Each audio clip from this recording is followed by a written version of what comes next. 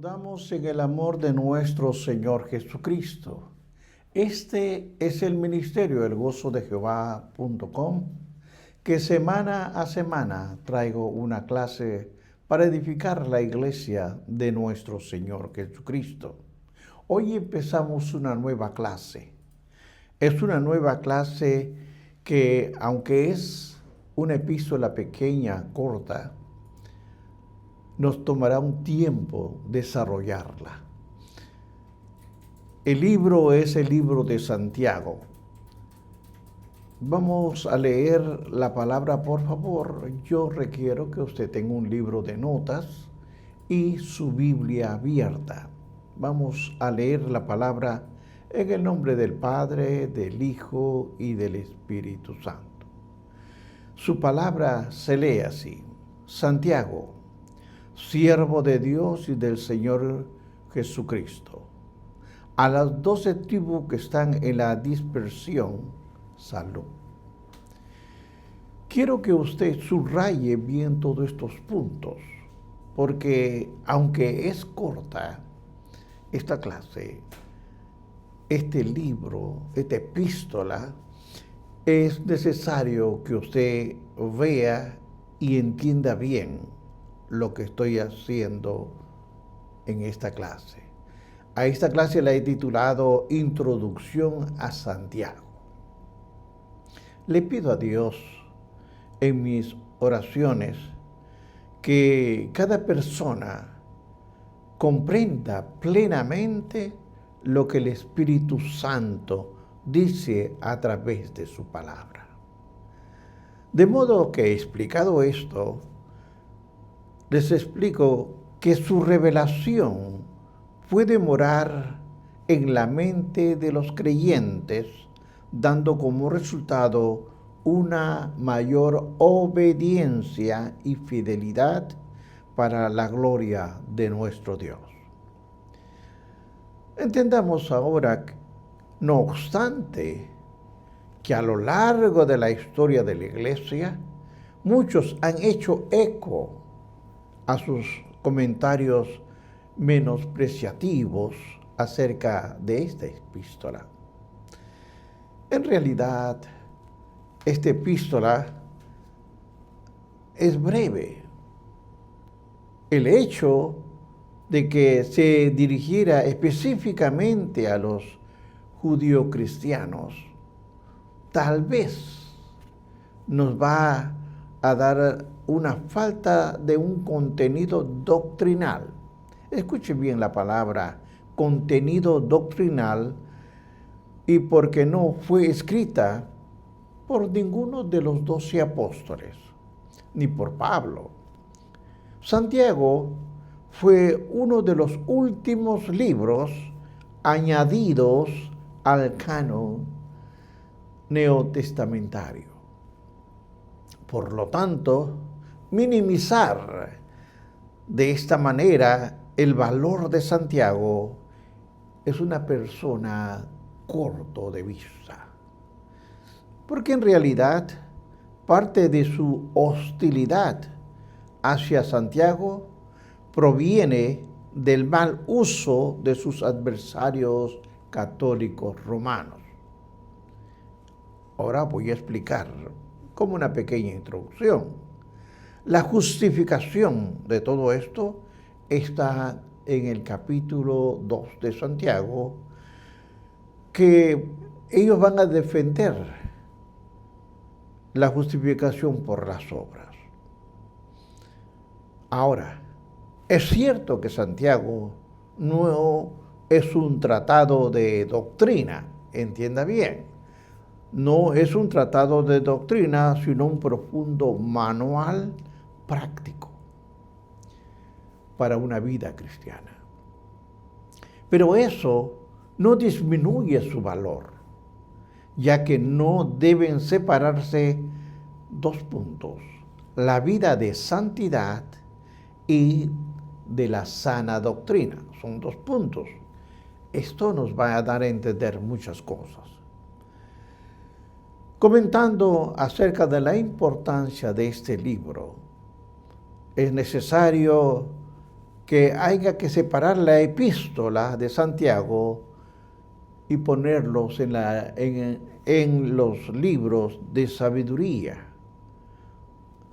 Y si lo comparamos, lo ponemos con el libro de los Proverbios, debido a que sus declaraciones son directas, son punzantes acerca de vivir sabiamente. También la aguda condenación de Santiago a la injusticia social. Eso lo vamos a desarrollar en el capítulo 2 y en el capítulo 5. Ha hecho que algunos lo llamen el Amos del Nuevo Testamento. Pero Santiago también tuvo influencia profunda del Sermón del Monte. En realidad, como se puede observar en el capítulo 1 de este comentario, pudiera considerarse su epístola como un comentario práctico acerca del sermón de nuestro Señor Jesucristo. La influencia del Sermón del Monte en Santiago puede verse en muchas referencias y alusiones a ese sermón. Hermanos, tenga cuidado cuando escucha todo esto. De los varios hombres llamados Jacobo en el Nuevo Testamento, solo dos, entienda bien, solo dos eminentes para haber escrito una carta tan autorizada. Jacobo, uno es Jacobo, el hijo de Zebedeo y hermano de Juan, y el otro es Jacobo, el medio hermano del Señor. Ahora, estudiando más profundo, encontramos que la muerte de Jacobo Zebedeo en el libro de Hechos capítulo 12, versículo 2, dice, y mató a espada a Jacobo, hermano de Juan.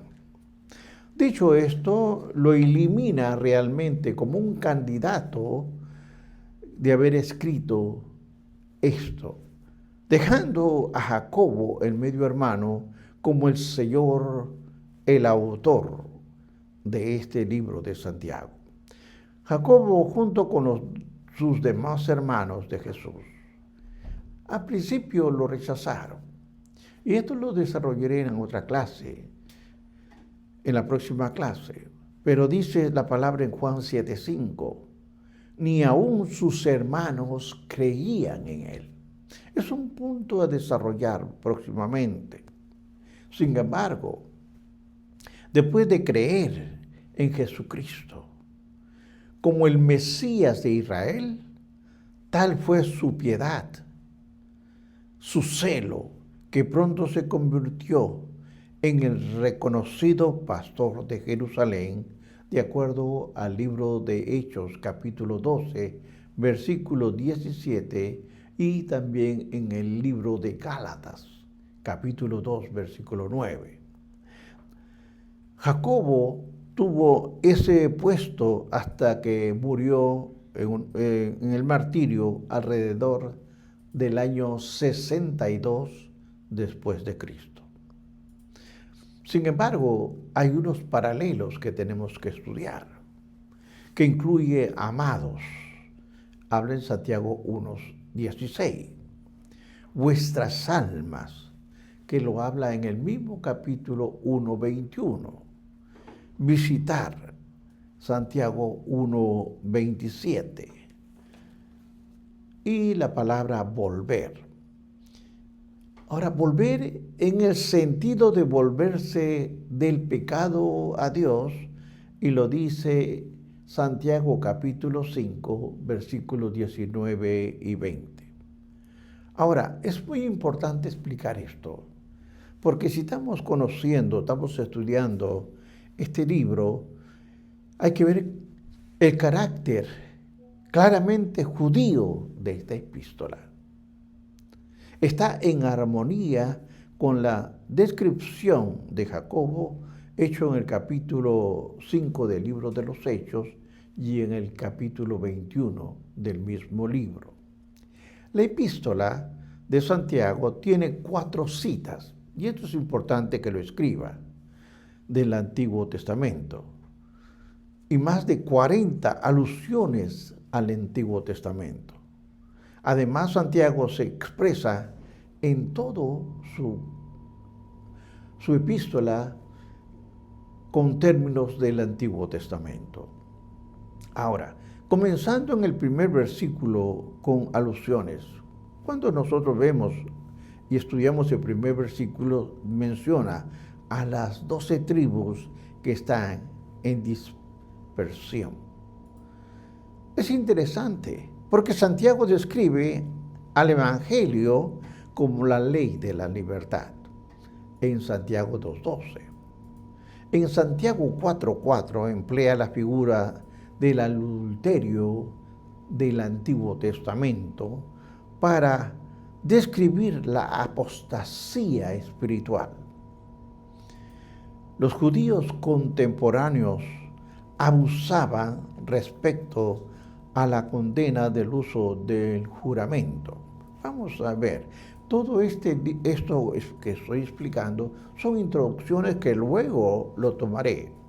Santiago 5:12 dice, pero sobre todo, hermanos míos, no juréis ni por el cielo, ni por la tierra, ni por ningún otro juramento, sino que vuestro sí sea sí y vuestro no sea no, para que no caigáis en condenación. Es importante que usted subraye todos estos puntos. Cuando seguimos estudiando, es eminente ver la figura del Antiguo Testamento cuando habla Elías. Parece como un ejemplo de poder en la oración eficaz. Vamos a ver. Santiago 5, 17 y 18 dice, Elías era sujeto a pasiones semejantes a las nuestras. Lloró fervientemente para que no lloviese y no llovió la tierra por 3 años y 6 meses. Y otra vez oró y el cielo dio lluvia y la tierra produjo su fruto.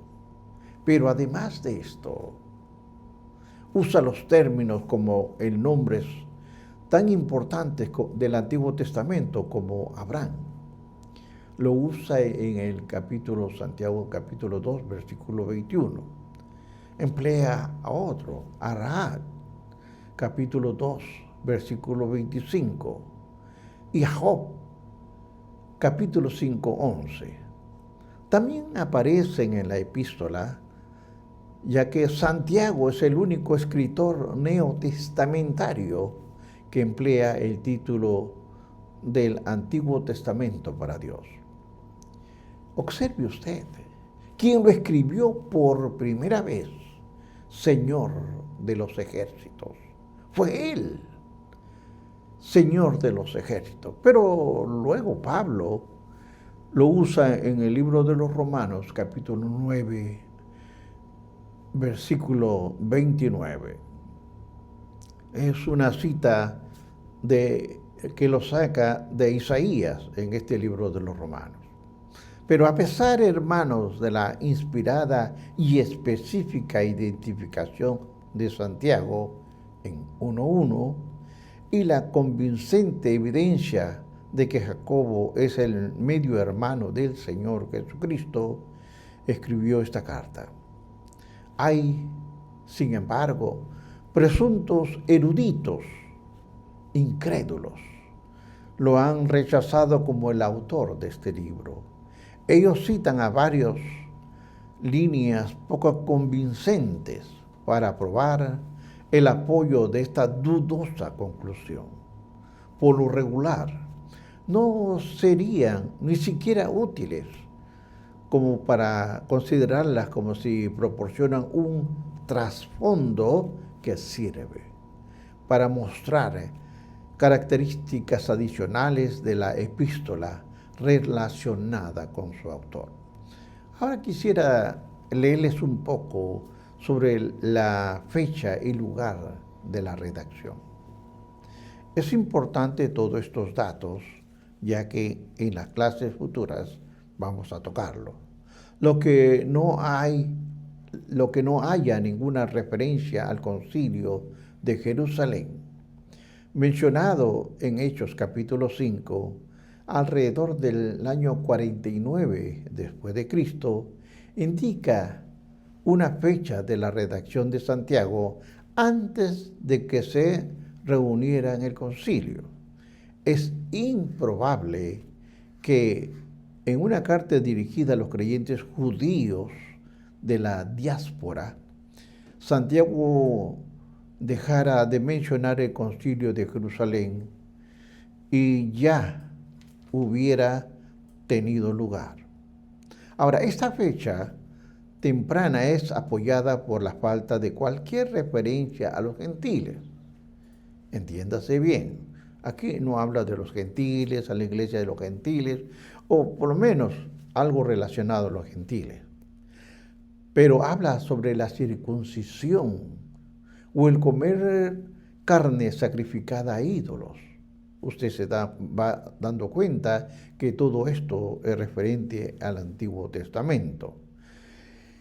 El intervalo más probable en que debió escribir Santiago es entre los años 44 y 49 después de Cristo, convirtiéndolo, y entiéndalo bien, en el primero de los libros escritos en el Nuevo Testamento. Ahora, esta epístola de Santiago se escribió sin duda en Jerusalén, la ciudad donde su autor vivía y predicaba. Para información acerca de los destinatarios de la epístola de Santiago, estudie el capítulo 1. Como se observará a lo largo de este comentario, Santiago escribió su epístola para exhortar a sus lectores, a sus creyentes, su epístola para expresar a todos ellos de una forma para que se examinaran su fe y ver si era una fe salvadora, genuina. Por consiguiente, el bosquejo está estructurado alrededor de esa serie de pruebas. Aquí hay muchas pruebas, la cual vamos a explicarlas en las clases. Por esto es un libro de introducción. Cuando yo voy a comenzar introducción 1.1, está la prueba de la perseverancia en el sufrimiento. Y esto lo va a ver a partir del capítulo 1, versículo 2 al 12. La segunda prueba de la culpa de la tentación va a estar en el capítulo 1, versículo 13 al 18. Luego vamos a ver la prueba de la respuesta a la palabra, capítulo 1, versículo 19 al 27. Luego vamos a ver la prueba del amor imparcial, capítulo 2, versículo 1 al 13. Veremos luego la prueba de las obras justas, del capítulo 2, versículo 14 al 26. Y la prueba de la lengua, capítulo 3, 1, 12. La prueba de la sabia mansedumbre, capítulo 3, versículo 13 al 18. Viene luego la prueba de la indulgencia mundanal, capítulo 4, 1 al 12. Viene, y lo que vamos a estudiar, la prueba de la dependencia, capítulo 4, versículo 13 al 17. La prueba de la paciencia, capítulo 5 al 11. La prueba de la veracidad, capítulo 12. La prueba de la devoción, capítulo 5, versículo 13 al 18. Y finalmente vamos a estudiar la prueba de la fe verdadera, que es en el capítulo 5, versículos 19 y 20. Hermano, todo esto y bosquejo que he hablado son temas que vamos a estudiar.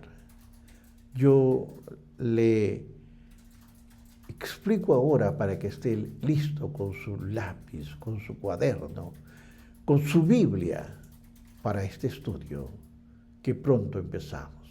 Dios lo bendiga. Bendiciones.